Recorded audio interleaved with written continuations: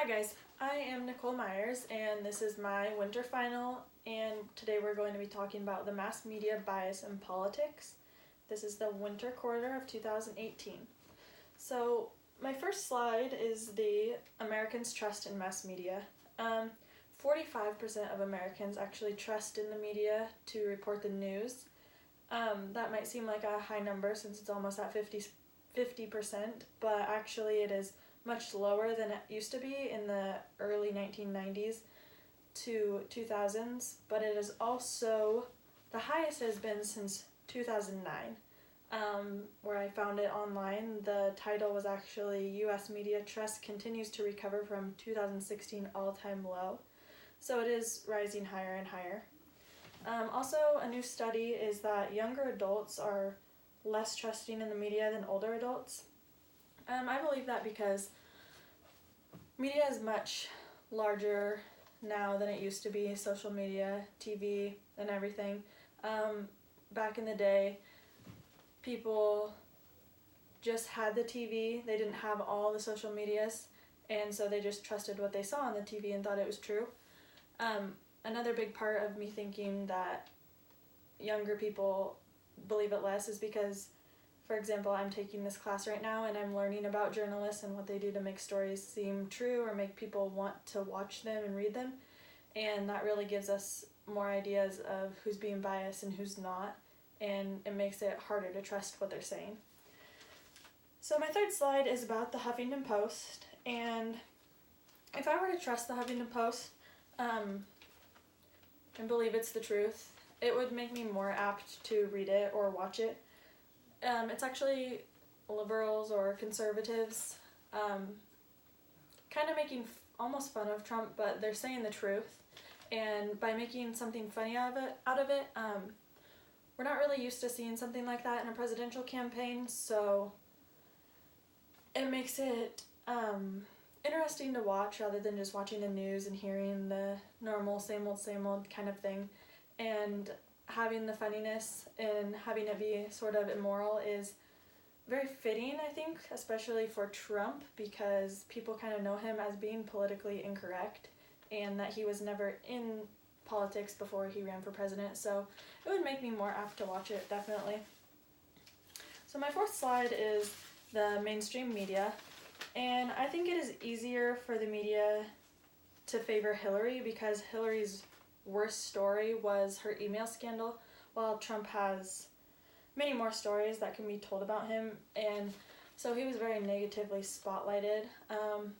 I think it's easier sometimes to tell stories about a man rather than a woman. She's just innocent Hillary, and she'd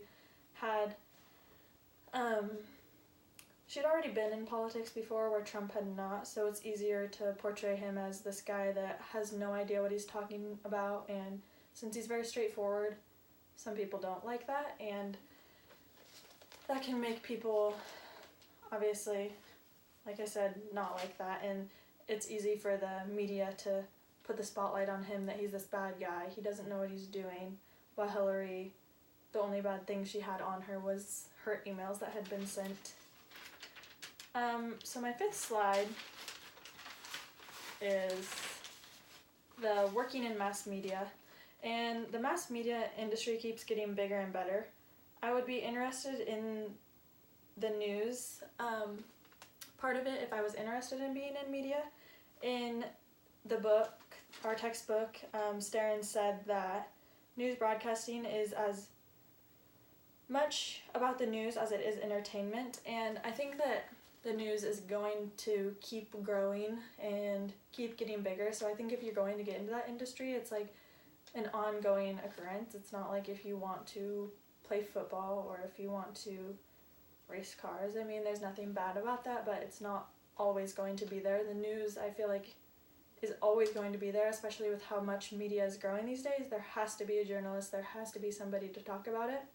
I think it would be very entertaining to do that, and you really are some of the first people to hear the stories that are going on in the world, and then you get to tell the world, which could put a bad spotlight on you because you might say the wrong thing because that's what you heard, but I think it'd keep you on your toes, and I would be interested in that. So my sixth slide is about the National Public Radio Inc. That was my website. It's on social media. And I do think Clinton did better on the media than Trump did. I mean, at first, before I started researching, I definitely thought it was Trump because Trump tweets so much. Trump is always on the media. But I think people just portray him that he is always on there even though he wasn't. Trump is somewhat like the saying that he needs to think before he speaks, but it's kind of he needs to think before he tweets. And that's what can put him in the bad spotlight like I was talking about earlier. He will just say exactly what's on his mind, which is a good thing, and people don't like that. It can come off as kind of vulgar, and there's actually a high percentage of negative spotlighting on him rather than on Clinton. And she actually posted on Facebook and Twitter much more than Trump did, which really surprised me. So that is everything from me, and this really made me learn a lot about media bias and what people trust and don't trust and what I should trust, and I thank you all for watching.